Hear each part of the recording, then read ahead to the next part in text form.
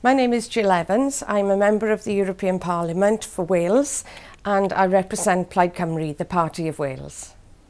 For us in Wales, of course, we have to look at Wales's national interest within the EU, which is quite different from the rest of the UK. And what we've found is that when the UK government is the one speaking and voting for Wales in the Council of Ministers, then Wales loses out. If you look at agriculture, if you look at the structural fund money that goes to the poorest regions, 3/4 of Wales gets that funding, and yet the UK government wants to slash it. Recently we've had the publication of the new European transport map, where the UK was dealing with the Commission and Wales has been completely left out. So Wales's interests in the EU are best served by the Welsh Government and by the people of Wales themselves.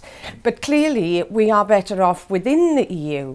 And so in the event of a referendum, we would be looking at the Welsh vote, how the people of Wales voted.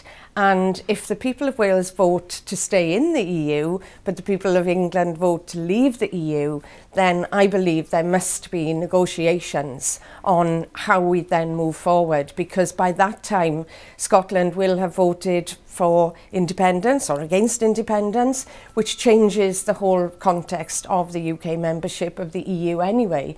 So what we need to do is look at where Wales's best interests lie. And what if there were a Scottish referendum that voted to leave the EU? Would you ask for negotiations right away? What would be the next step for you?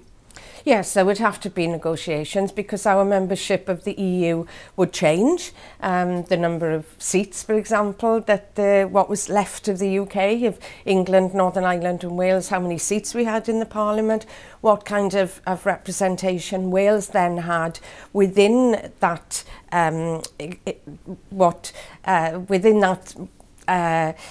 representation then, we would have to be certain that our views weren't sidelined because of course with the English majority we would have to make sure that the views and the votes of the people in Wales were taken into account.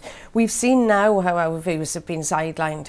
We could be much worse off if Scotland was independent, so we have to negotiate very quickly with the UK government to see what Wales how Wales can move forward, how we can negotiate a constitutional settlement to ensure that the needs of Wales are taken into account. And what is your preference? What would you like to see at this point?